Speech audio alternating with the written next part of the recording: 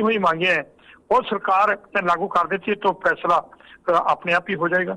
लेकिन जेकर सरकार ही इस बात पर अड़ी करती है तो फिर तो बाद में पता चलेगा, मीटिंग में बाद ही होगा क्या होगा, सरकार क्या सोचती है किसानों के बारे में, क्या नहीं सोचती, ये तो सरकार के पास ही इसका हल है।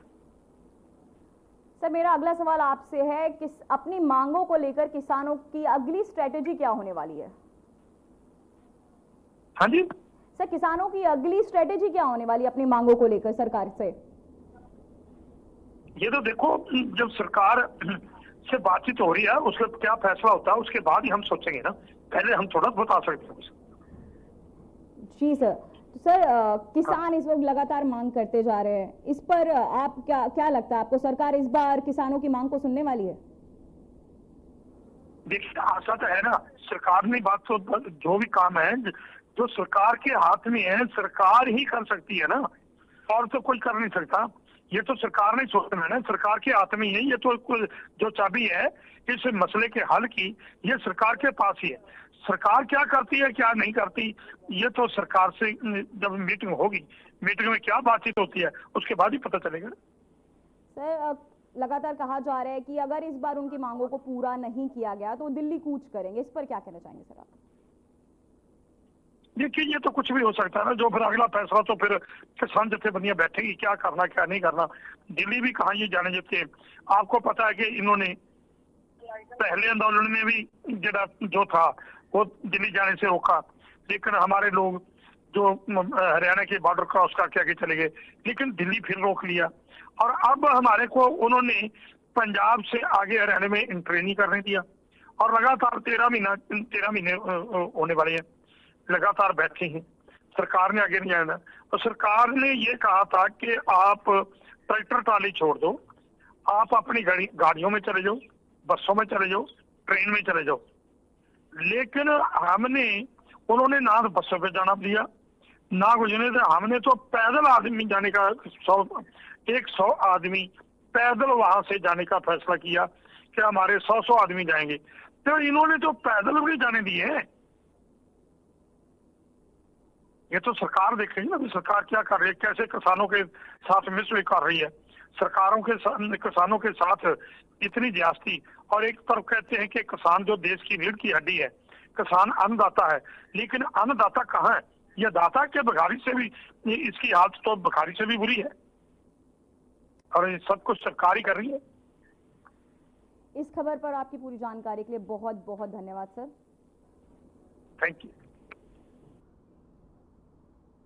तो वहीं पंजाब सरकार के पूर्व कैबिनेट मंत्री और शिरोमणि अकाली दल के नेता विक्रम सिंह मजीठियाल ने वीडियो सामने आया है जिसमें वे कैबिनेट मंत्री कुलदीप धलीवाल से प्रशासनिक सुधार विभाग को खत्म करने जाने के सवाल पूछ रहे हैं। उन्होंने मंत्री से सवाल किया कि आप 2 सालों से प्रशासनिक सुधार मंत्री के रूप में कार्य कर रहे हैं। उन्होंने कहा कि अब तक आप और आपके अफसर एडमिनिस्ट्रेटिव रिफॉर्म्स को लेकर आए हैं, लोगों के लिए क्या भलाई का काम किया है, आइए आपको सुनाते हैं उन्होंने साझा किए वीडियो में क्या कुछ कहा।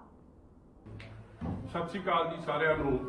ਅੱਜ ਜਿਵੇਂ ਅਖਬਾਰ 'ਚ ਸਾਰਿਆਂ ਨੇ ਪੜ੍ਹਿਆ ਹੀ ਆ ਕਿ ਪੰਜਾਬ ਸਰਕਾਰ ਦਾ ਭਗਵੰਤ ਮਾਨ ਦੀ ਚੀਫ ਮਿਨਿਸਟਰੀ ਦਾ ਹਾਲ ਵੇਖ ਲਓ ਕਿ ਪਿਛਲੇ 2 ਸਾਲਾਂ ਤੋਂ ਲਗਭਗ ਸਾਡੇ ਇੱਥੋਂ ਮਾਝੇ ਦੇ ਵਜ਼ੀਰ ਨੇ ਕੁਲਦੀਪ ਧਾਲੀਵਾਲ ਸਾਹਿਬ, ਉਹਨਾਂ ਨੂੰ ਇੱਕ ਮਹਿਕਮਾ ਦਿੱਤਾ ਸੀ ਪ੍ਰਸ਼ਾਸਨਿਕ ਸੁਧਾਰ ਦਾ, ਐਡਮਿਨਿਸਟ੍ਰੇਟਿਵ ਰਿਸਪੌਂਸ ਦਾ, ਤੇ ਉਹ ਆਪਦੇ ਆਪ ਨੂੰ ਉਸ ਮਹਿਕਮੇ ਦੇ ਵਜ਼ੀਰ ਸਮਝੀ ਗਏ। मगर अज वो असलीयत सामने आई कि उन्होंने वो महकमा लॉट ही नहीं होया सी, सरकार च वो महकमा एग्जिस्ट ही नहीं करता सी।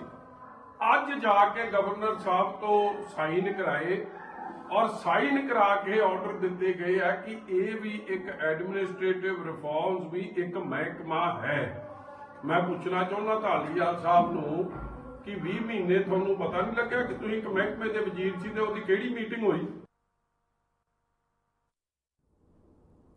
तो वहीं दिल्ली में बीजेपी की बड़ी जीत के बाद बीजेपी ने अपनी सरकार बना ली है और पहले 6 मंत्रियों में मनजिंदर सिंह सिरसा को भी कैबिनेट में स्थान दिया है, जिसके बाद वे सचखंड श्री दरबार साहिब में माथा टेकने पहुंचे, जिसके बाद मंत्री मनजिंदर सिंह सिरसा ने अमृतसर बीजेपी कार्यालय में प्रेस कॉन्फ्रेंस की। इस दौरान मनजिंदर सिंह सिरसा ने आम आदमी पार्टी पर जमकर हमला बोला। उन्होंने कहा कि 12 सालों में आम आदमी पार्टी ने दिल्ली में पंजाबी टीचरों की भर्ती खत्म कर दी है। इसके आगे उन्होंने कहा कि शीश महल में अब सिर्फ केजरीवाल की यादें ही नजर आएंगी। उन्होंने भगवंत मान पर तंज कसते हुए कहा कि भगवंत मान ने दिल्ली की जनता को सुरक्षा देने के अलावा कुछ नहीं किया है।